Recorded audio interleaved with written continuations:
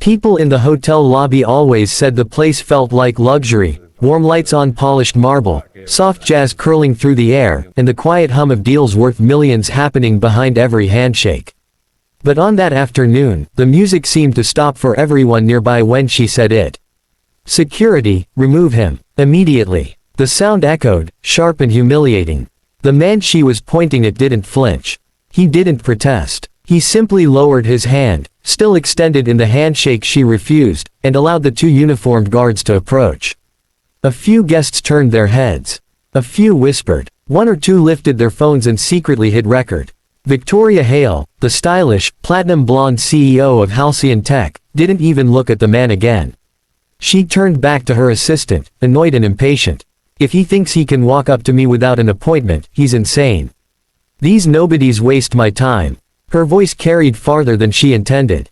The kind of line that begs to go viral. The black man she dismissed watched her with a calm that almost felt unreal.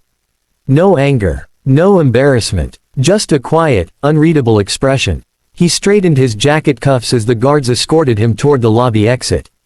Outside, a sleek black SUV waited. The driver stepped out and opened the door with respect.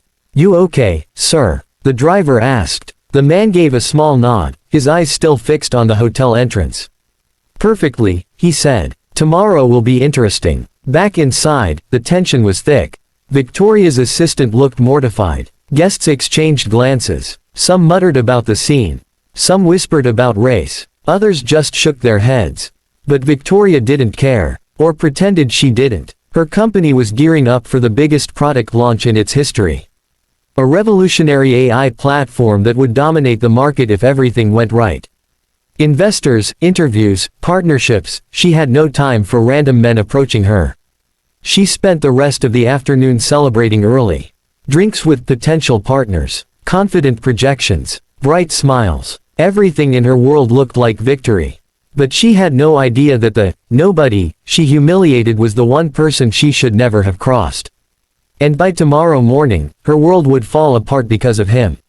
Victoria usually woke up to calm mornings, a warm latte, a perfect routine, and a flawlessly organized schedule. But today the peace shattered before she even opened her eyes. Her phone buzzed relentlessly, calls, messages, notifications exploding nonstop. She groaned and answered the first call, her CFO.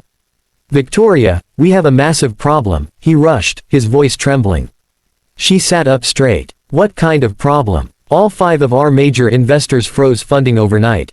"That's impossible," she snapped. "Why would they pull out?" "They didn't pull out," he corrected.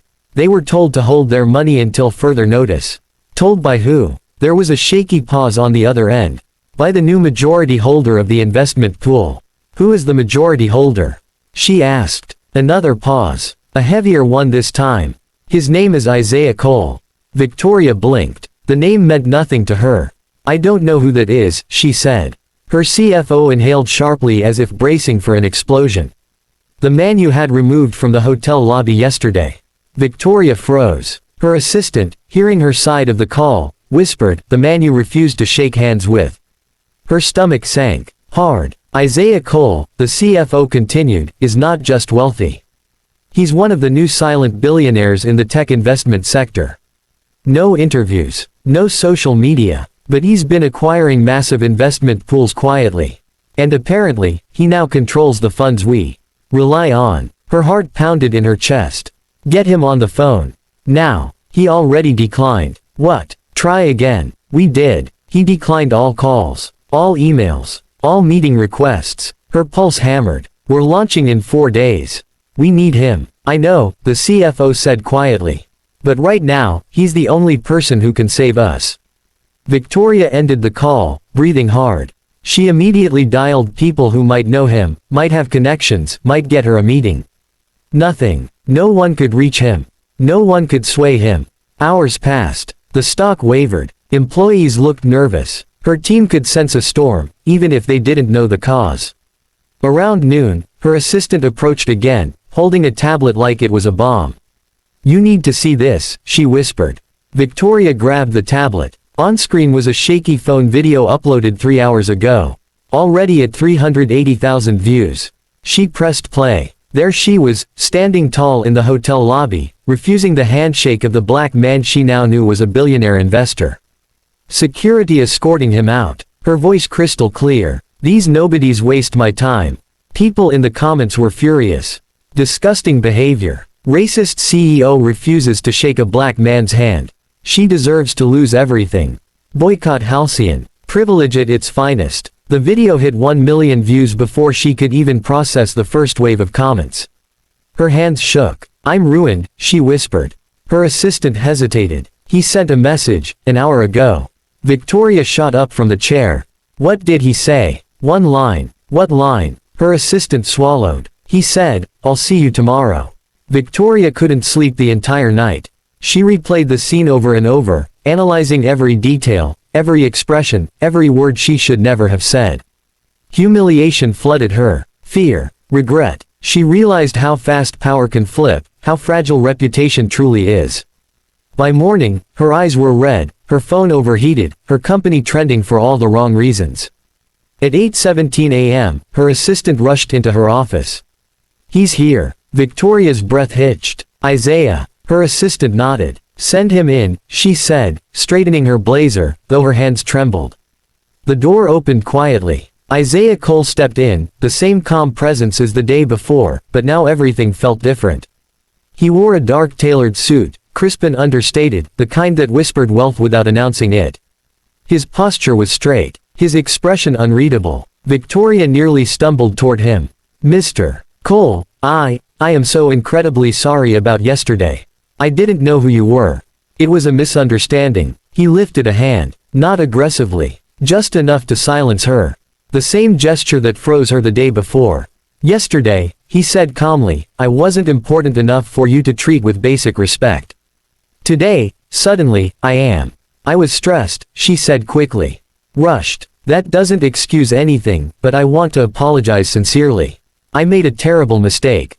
Isaiah walked past her slowly, looking around her office, taking in the innovation posters, the award plaques, the gleaming glass windows overlooking the city. Why did you treat me that way? He asked without turning. I thought you were just someone interrupting my schedule. I misjudged. Badly. I see, he said quietly. And do you treat everyone that way? Or just people who look like me? Victoria's voice cracked. No. I mean, no, that's not. He finally turned to face her. His eyes were calm but sharp enough to cut. I grew up being told I'd never belong in rooms like this, he said. So I built my own. And now I decide who gets access. Her throat tightened. Please, she whispered, my company will die without your support. Isaiah studied her, not cruelly, not angrily, but with the cool clarity of a man deciding the future of everything she built. Your company, he said slowly, is in this position because of your choices. She nodded quickly. I know. And I will do whatever it takes to make this right. He held her gaze for a long, heavy moment. Then he sighed. Let's talk. And with those two words, her world, shattered only hours ago, suddenly had a chance to be rebuilt. Whispers followed Victoria everywhere she walked. By the time she reached the executive floor, people were pretending to look busy, yet every eye tracked her like she was carrying a ticking bomb. The company felt different today, nervous, electric, unstable. Screens showed red arrows diving downward. Stock alerts buzzed non-stop. Employees whispered in small circles, quickly scattering whenever she passed. She stepped into her office, closed the door, and let out a shaky breath. Her chest felt tight. Her hands trembled. It wasn't just the financial collapse, though that alone was enough to destroy her career, it was the video. The video she couldn't escape. Her assistant pushed the door open a crack. It's getting worse. Victoria's jaw clenched. What now? 3 million views. Hashtags trending on every platform. She swallowed. Her throat burned. Send it, she said. The assistant hesitated. You've watched it already. Send it, Victoria repeated, voice breaking. The video opened on her giant screen. The shaky recording from the hotel lobby played again, her refusing Isaiah's handshake, security stepping in, her words echoing clearly. These nobodies waste my time. The comments flashed like punches. She talked like he wasn't even human. How do people like her run companies? Fired. Immediately. Racism in HD. Victoria pressed her palms to her eyes.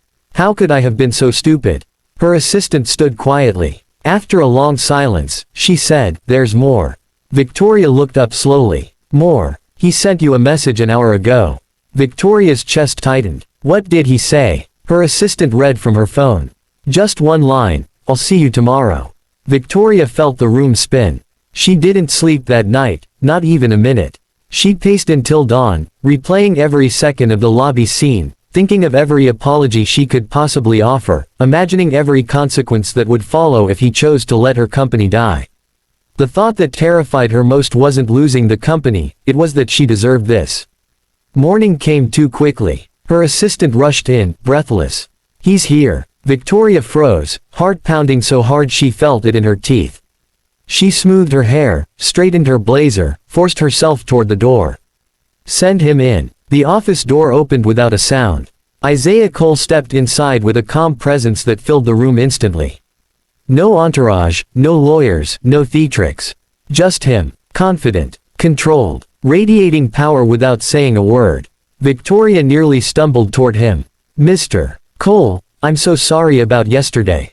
I didn't know who you were. If I had known." He raised a hand, the same quiet gesture that silenced her in the lobby. "If you had known," he said, "you would have treated me differently." Her mouth opened, then closed. She didn't have an answer that wouldn't make her look worse.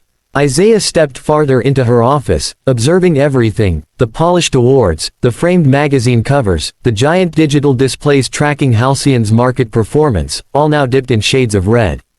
"You've built quite the empire," he said. "Impressive, efficient, modern." "Thank you," she whispered. "It's a shame one moment can reveal what lies underneath all the shine." Her breath caught. "I was wrong, completely wrong." "Why?" he asked softly. "Why did you treat me that way?" She hesitated. "I thought you were someone interrupting my schedule. I thought you were trying to pitch something without an appointment. I didn't recognize you." He turned to face her fully. His expression didn't show anger, only a deep, steady disappointment. "You didn't need to recognize me to show basic respect." Her throat tightened. "I know. I should have been better." Isaiah walked to the window overlooking the city. "Do you know why I invest in tech companies?" Victoria shook her head slowly. "Because I've spent my entire life being told I didn't belong in this world. Not in business, not in boardrooms, not in rooms like this one." He glanced at her. "So I built my own door. And now I choose who gets to walk through it." A quiet beat stretched between them. Finally, Victoria spoke. "Please, my company, my employees, they're innocent. They don't deserve to suffer because I was careless." Isaiah studied her. "Your company is suffering because you created a culture that reflects you." She felt that like a slap. He continued, "But I didn't come here for revenge. I came to see who you really are when the power dynamic shifts." She swallowed. "I'm trying. I'm willing to do anything to fix this." "Are you?" he asked. "Yes," she whispered immediately. "Anything." Isaiah moved to the center of the room. "Let's talk." They walked into the glass conference room. The city stretched beneath them, sun bright, traffic crawling, the world indifferent to her unraveling life. She sat, folding her trembling hands together. Isaiah remained standing for a moment, looking at her like he was deciding if she was worth saving. "Tell me," he said, "what have you learned from all this?" Victoria took a breath. For once, she didn't hide behind CEO confidence. That respect should never be selective. That I was arrogant. That I was wrong. And that I need to change, personally and professionally. He studied her face. "And if I walk away right now?" She didn't blink. "Then I'll deserve whatever happens." Silence filled the room for several heavy seconds. Then, slowly, Isaiah sat down. "That answer," he said, "was honest." Her breath trembled out in relief. "But honesty," he added, "is only step one." She straightened, nodding quickly. "I understand. I'll restore your funding," he said finally. Her eyes widened. Hope flickered like a match. "You will." "Yes," he said. "But with conditions. Serious ones." "I'll agree to anything," she said instantly. "Don't," he replied calmly. "Not until you hear them." She waited, heart pounding, as Isaiah leaned forward. "This isn't just about money," he said. "It's about the kind of leader you become after this." And for the first time since the nightmare began, Victoria felt something she hadn't felt in days. A chance. The conference room felt colder than any boardroom Victoria had ever stepped into. The glass walls made it impossible to hide. Employees passed by outside, whispering, watching, waiting. The whole company seemed to hold its breath. Isaiah sat across from her, perfectly calm, controlled, observant. He didn't have to raise his voice to dominate the room. Power stayed with him the same way gravity stayed with the earth, natural, effortless, undeniable. Victoria folded her hands tightly. Her palms were damp. She hated how small she felt, but she knew she earned that feeling. She was the one who created this mess. She was the one who had humiliated him. She was the one who made the world see her in the worst possible light. Isaiah looked at her for a long moment and then said, "Tell me something. If the video hadn't gone viral, would you have apologized today?" The question cut straight through her. Victoria opened her mouth, closed it again, and then finally said, "Yes. Not because I got caught. Because when you walked out of that lobby, the look on your face, calm, unbothered, it made me realize something was wrong with me, not you." Isaiah tilted his head, his eyes narrowing with interest. "Most people defend themselves first. I don't have a defense," she said softly. "What I did was wrong." "Good," he replied, leaning back slightly. "Because recognition is the beginning, not the cure." She swallowed hard. "Please, I know fixing this won't be simple. Tell me what you need from me, what I need to do to save my company." Isaiah didn't rush. He looked around the room, then out at the office floor, the employees working with anxious expressions, pretending not to stare through the glass. "You said yesterday that your employees didn't deserve to suffer," he said. "I agree. And because of that, I'm willing to restore your funding." Victoria's breath hitched. Thank you so much. But," he cut in firmly, "Halcyon will not survive if the only lesson learned here is, don't embarrass the wrong person. That isn't leadership. That's fear." Victoria lowered her gaze. "I understand. I hope you do," he replied. "Because my conditions aren't symbolic. They're structural." She straightened. "I want to hear all of them." Isaiah leaned forward, elbows on the table. "First, you will publicly address what happened. Not a PR statement. Not a corporate apology. A real one. On your company's largest stage." Her heartbeat quickened. "In front of everyone." "Yes. Transparency is mandatory." She nodded slowly. "Okay. I can do that." "Second," he continued, "you will create new leadership protocols, real ones, that emphasize diversity, equity, and respect. Not the checkbox kind. The kind that change culture from the inside." "I agree," she said without hesitation. "And third," he said, his gaze steady, "I'm joining your board. Not as a silent investor. As an active overseer of culture reform." Victoria blinked. Of all the conditions, she hadn't expected that one. Isaiah Cole, one of the most mysterious, influential investors in modern tech, wanted a seat at her table. "Why?" she asked softly. His answer was simple. "Because respect is a discipline. And discipline needs accountability." She nodded, feeling the weight of his words. "If you join the board, the entire company will change." "That's the point," he replied. "A company that reflects you must also reflect who you become after this moment." Victoria felt the sting of humility, but something else stirred beneath it, clarity. Purpose. Maybe even hope. "I accept all your conditions," she said. Isaiah studied her one more time, as if searching her face for any cracks, any lies, any insincerity. Finally, he gave a small nod. "Then we move forward." The relief that washed over her was overwhelming. She exhaled shakily, wiping quickly at her eyes before tears could fall. But the hardest part wasn't over. In fact, it had barely begun. The next morning, the company buzzed with nervous energy. Every department gathered in the auditorium, one of the largest spaces in the building. Cameras were set up for the livestream. Employee chatter echoed across the room like a low storm.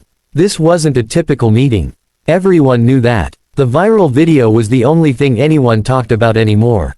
Employees debated whether she would resign, whether the company would collapse, whether anyone's job was safe.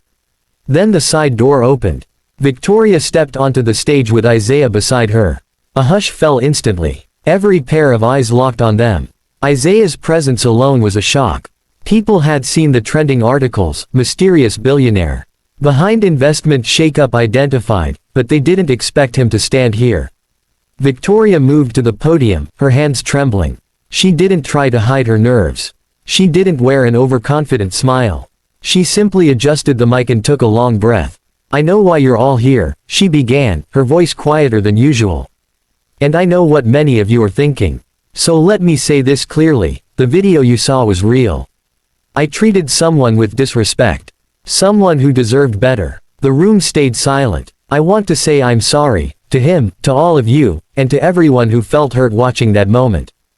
It wasn't just rude, it was wrong, and it does not represent the leader I want to be."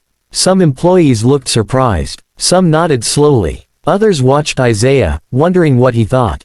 Victoria continued, "I've spent years talking about innovation, growth, strategy. But none of that matters if the culture behind it is broken. Respect, dignity, and fairness can't just be things we put in a company handbook. They have to guide everything we do." She glanced at Isaiah briefly, then looked back at her employees. "Mr. Cole has agreed to restore the funding Halcyon needs to survive. But only under new leadership standards that we are implementing immediately. Standards that I fully support." A wave of murmurs swept the room. Then Isaiah stepped forward. His voice was calm, steady. "Halcyon Tech is a powerful company. Its products reach millions. But real power isn't in the technology, it's in the people who build it. And those people deserve a workplace where respect is non-negotiable." He glanced around the room, meeting the eyes of several employees. "I'm joining the board not to punish this company, but to help guide it. We all make mistakes. What matters is what we build after them." Applause started slowly from somewhere in the center. Then more joined. Within seconds, the entire room was clapping. Loudly, supportively. Victoria felt her chest lighten for the first time in days. After the meeting ended and the livestream wrapped, she turned to Isaiah backstage. "Thank you," she said softly. "Not just for saving my company. For forcing me to grow." Isaiah looked at her with a small, knowing smile. "Now you understand why I came yesterday." She nodded. "To see if my company was worth saving." He shook his head. "To see if you were." The words hit her harder than any criticism ever could, because they weren't about punishment. They were about belief. He chose to save her company not because she was perfect, but because she was willing to change. And from that day forward, Halcyon Tech didn't just rebuild, it transformed. The company grew stronger, more respected, more human. And the CEO who once dismissed a nobody in a hotel lobby became the leader who learned that one moment of arrogance can destroy everything, but one moment of humility can rebuild it even better.